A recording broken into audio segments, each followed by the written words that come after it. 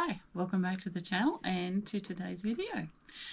Today, as you can see by the title card, we're making the Snowflake Mandala. Well, it's not called that on the title card, but anyway. And the reason why it got its name is that I found these lights in the shop. They're LED solar lights, and I wanted to make this as a gift, so I didn't want to have to make them go and find batteries all the time to make it work. I really liked the way the covers of the lights are snowflakes. I thought they'd look really nice around the edges of the mandala. So what I did is I got a pattern from this book and made it out of 100% cotton, and then we strung it inside a hoop, bigger than this of course, and we added the lights to it, and that's what this video is about. What I've done is I've recorded it all, and I'm going to do a voiceover explaining each step.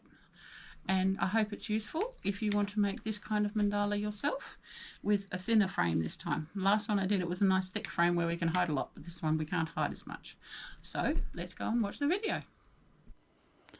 Alright, so the first thing we need to do is to get all our materials together.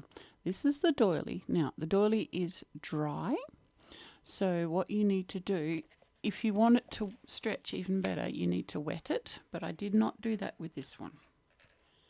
This is the ring. Now I get my rings from a local camping supply place. It's actually a lobster pot that has all these rings in it and we take them out.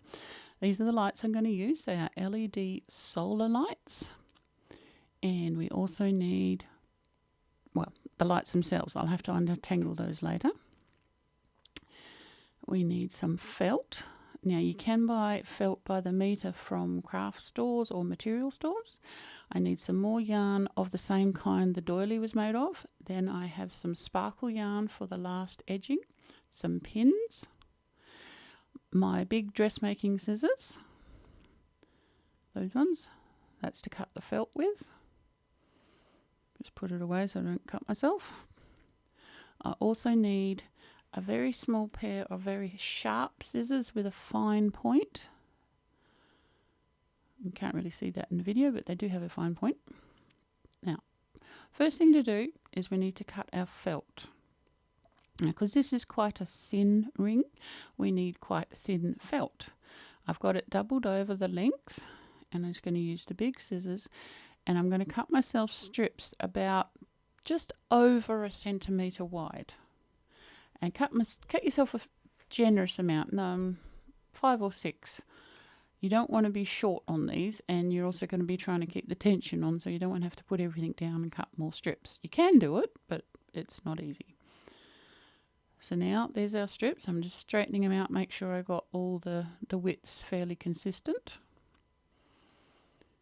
And then you want to get your big scissors, and you want to cut just about 3 centimetres in, so that we can tie the end to the wire ring, or is it wire or steel? Well, the metal ring. Tie the end to it. That way it's got a secure point to start. And then to stop it slipping, when we start winding, we're going to wind over our ends. So we just lay them along the wire and then wrap over them.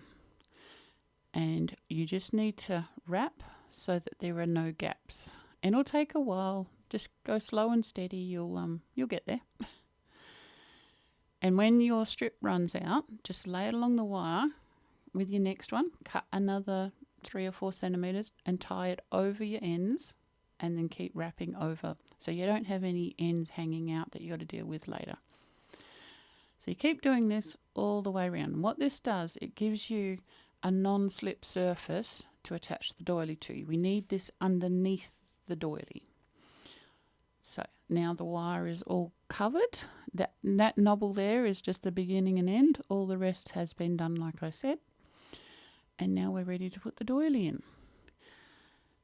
Now, to see the size of the ring against the doily, you also need some contrast yarn. This is just some plain cotton. It's just got to be a contrasting colour, because all these are is to stay your edges, as in the tips where you're going to attach the doily to the frame. So I just cut myself some lengths of this yarn. I cut quite long lengths. You'll see why later. and then we double them over because we want to attach the doily to the wire, but we want to be able to get this string out later. So I've got the two ends there, and then I've got a loop at that end, and in a minute I'll realise I've forgotten to get something. On my pattern, each one of these points has a 5 chain, which is where I'm going to attach my contrast yarn to. Right, I've just remembered now that I forgot the crochet hook. There it is. So what you're going to do is to get the loop of the contrast yarn, and then using the crochet hook, we're going to go through that chain 5 loop on the end of every petal. I'm saying petal, they look like petals. And pull the contrast yarn through there, and then pull the ends of the contrast yarn through that. So that's secured to the doily without making a knot, so we can pull it out easier later. And when you're stringing a doily, you want to be stringing opposite sides. So I'm going to put 4 on to begin with, then I'm going to go to 6, and then we'll do the rest later. And now we've got all of our strings attached to the petal points in opposite sides. We now have to start tying them to the wire. Now to begin with, not going to tie them terribly tight, and we're just going to do a normal knot that we can undo and tighten later. So we're just going to start not stretching the doily too much, just securing it to the edge to give us a place to start. So we tie that one, and then I'll go to the opposite side and tie the one directly opposite, like that. Yes, the strings are incredibly long, but we will use them later. They're on hand for what we need to do next. So you just work your way around, tying the contrast yarns where you need them. And just do a normal knot. Don't do it too rigidly tight. Don't do a surgeon's knot that you can't get undone. You just want something just to hold it in place while you start securing it. So now we do the top and the bottom, and all the rest are done. And as you can see, there's a petal between each one that hasn't been done. But that's got our doily fairly central on the ring. And now we do the other petals.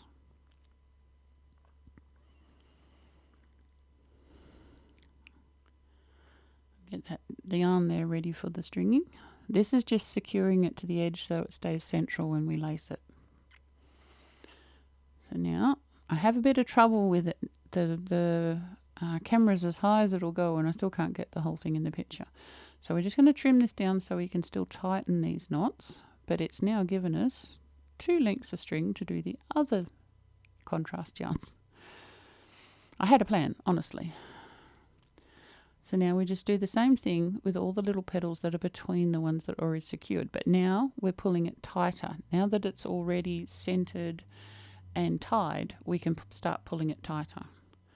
So now this one is getting pulled all the way to the edge. Can't quite see it, but we are pulling it right to the edge. Still doing the same kind of knot so we can get them undone later. Tie that. So if you do a granny knot, you can tighten it on the first one, and because the felt's there, it will hold. And see how the point of the white's right to the edge? Well, you can't see now, but you will in a minute. Alright, just tie that off and lift it up so you can see. See how I'm getting the points down closer? But we actually have to go to the opposite side because we want to keep our center in the middle. So we go up to the opposite side and do that one. And that way we keep it centered, and we can also stretch it as we go. Most of the time I recommend having your doily slightly damp. You don't have to. If you do it dry, it will stay tighter, but you're not stretching it too much. So now all the points have been pulled to the edges, mostly all touching the wire, all the way around, and all our points are evenly spread and evenly spaced. Now this is what was left of the yarn, and we're going to go all the way around with that. First thing you need to do is pick a spot and just tie your yarn to it. Leave a fairly long tail so that you can hide it later. And I'm doing a surgeon's knot here because this is our first lot of yarn that is staying. So tie a surgeon's knot so it won't move, won't shift.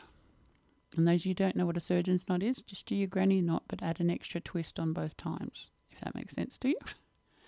I have done a video about surgeon's knot, so have a look through the videos for that. And now you need to pull off quite a bit of the yarn because we need to go all the way around. We can join it if we have to, but I'd rather not. And then these are my wool needles. You don't really want a sharp needle because we're lacing, we're not knotting. So that's just a blunt wool needle. Thread up the other end of the white yarn with that.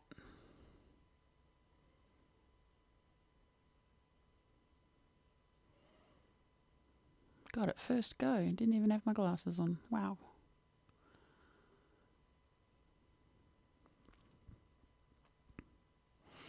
Alright, now hopefully you can see this. I think we can. Hold the tail out the way. Pull that to the top. And then I just do a little stay stitch. You didn't actually see that. So I just put a little knot so that in through the felt so that stays there. Now if you can see, I'm going over the back of the contrast and then coming in above the loop of my yarn from where my first hand is. Keep the blue strings as free as you can and then just wrap where that is. Now next one, it's the same thing. So you're just going over the wire and then back through so that the loop of the white yarn is coming across your work. This is just our first run at doing it. Lift it up so you can see. So I'm coming around the back. For all the ones where there's a contrast yarn, I'm actually going through that chain 5 the contrast yarn is on, whereas the ones between, I'm just going over the wire. So this is just a single thickness of the thread. It's not doubled. This is just to get us started. And if you come to a knobble where the felt is a join, try and get this bit of yarn to be on that join. See how it's slightly thicker? Get it on that join because that'll squish in and hold better. And just waggle the yarn to get it tight against the wire. Once again, we're on a pedal, so we want to go through the chain 5 that the contrast yarn is going through. And just keep going like this all the way around, using your other hand to keep the tension on the last stitch you just did. And you ratchet it up and it brings the chain 5 right to the edge of the wire. Making sure to keep your contrast yarn threads out of the way. If you catch them in, they're a little bit harder to get off. Alright, so just keep going around. Take your time. Try not to get knots in your white thread. So that's all done now, and you can just see it on the edges. Now we get our little scissors and we're going to take out all the contrast yarn.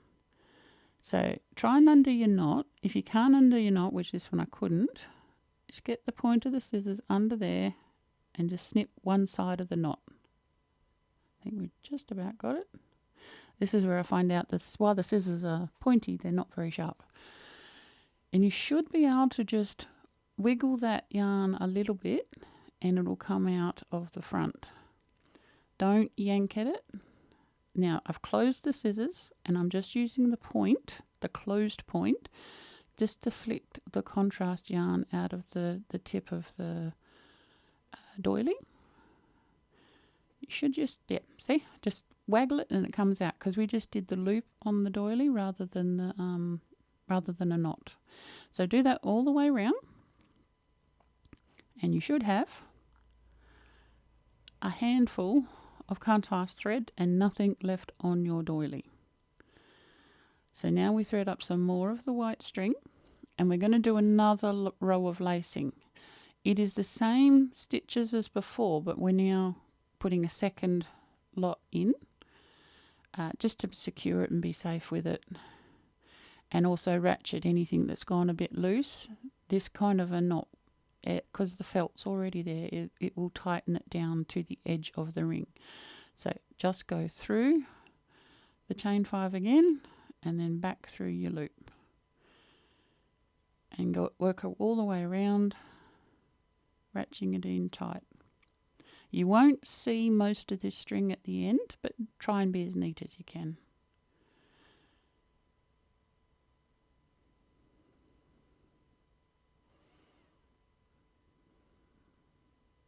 Every now and then you can just go back through and make another knot if you'd like to. It will hold just one, but if you want to be extra secure, you can do that.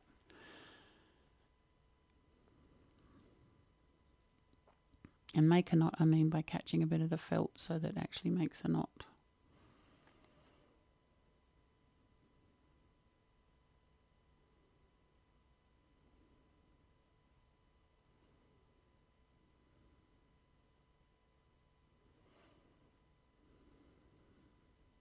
All the way around until you're back where you started, and you secure the ends and hide them. And hiding them, I mean use the wool needle to thread them through the felt. So there you go. We've now got 2 bits of string, and near my hand is where I've left the first where you started, just so I know where the top is. The top will be where I put the hanging loop. Now, there's my lights. We'll just have a quick break so I can untangle them off camera. They're now all straight. Now I want, if you know anything about these lights, you have a length of wire after the last globe that leads to the solar panel. So I want to make that the bottom so that when I give it to the recipient, they can put the solar panel in a window and have this nearby. It doesn't have to be out the top or anything. And now I'm using quilting pins, quilting clips like that, and just clipping the lights around, spacing them out and seeing where the best place to put them is. You may need to do this more than once. We want all the snowflakes to be facing out from the center, and we need to make sure there's no twists in the wire that are going to make them sit wrong. So I'm just clipping them around, seeing how they lay, seeing what overlap there is. I know there's 30 snowflakes on this length of wire. So I just work my way around, clipping them on. I know they're going to overlap, but I need to get the overlap so it's even from the bottom. I want it to be thinner on the bottom and more lights on the top, if that makes sense. So I just play around with the clips a bit, and I'm trying to put the wire on the outside edge of the lights wire on the outside edge of the ring, so it will be easier to crochet over it. If it's on the inside, it's a little bit more difficult. So I think it works out that I have an overlap of 4 spaces where there's only one lot of lights. So I'm nearly there, I think.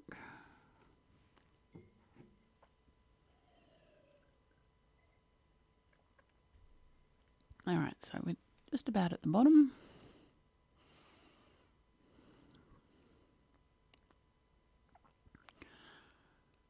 So now all the lights are on, and I can have a look. I can put that in my hand is the string, so I know where the top and the bottom is.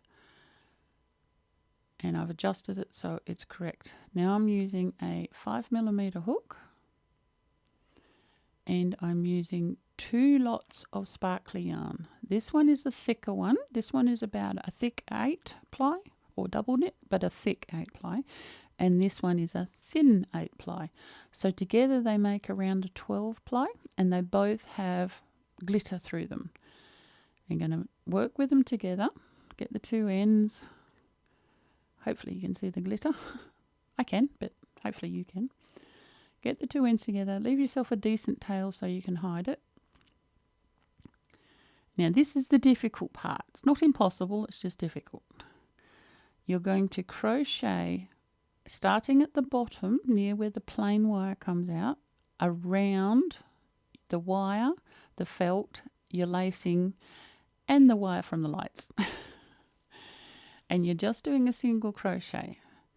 It is a little bit awkward to get started, but this way we can leave the lacing on the inside. We can go around that. We can also go around the lights as we get to them. So it's just single crochet. Take out the clips when you no longer need them. Put the actual crochet stitches to the outside edge so that the wire stays underneath them. It'll keep them seated where you want them. So now I'm going to show you how I go around the lights. I do a single chain. Well, we've done all that there. And you want it dense enough you can't see the felt. So you do a single chain. and then move the light, and then you can't really see it, but we are crocheting on the other side. So the single chain goes behind the fitting for the light and it pushes it forward because we want the lights to come sticking straight out, not push back. And there's how you seat the light. So this is where I'm making the hanging loop. So just chain. I think I chained about 15 here. You can chain more if you need a longer hanging loop, but this is where I do it. So you just chain however many you need.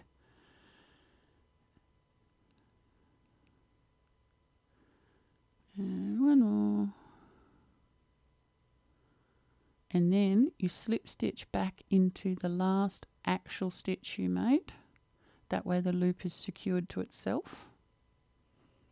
And then carry on working your way around, crocheting on the edges. And yes, the crochet wool did get caught in the snowflakes. I only had 2 fall off though, but they weren't broken. They just undid themselves. Keep going around. And now we're at the end. That's our beginning one. We've done enough so you can't see the felt. Just do a single crochet and then snip at the back finger.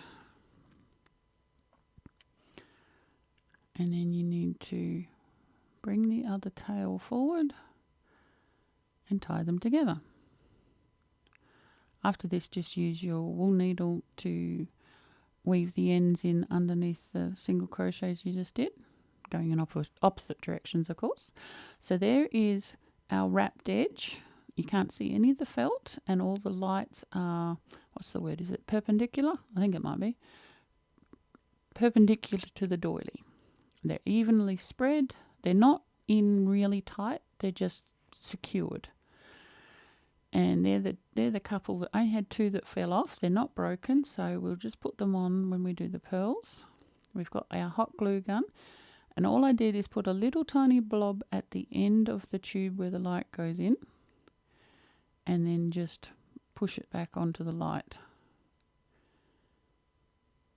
And just hold it in place, yep, and then do the other one.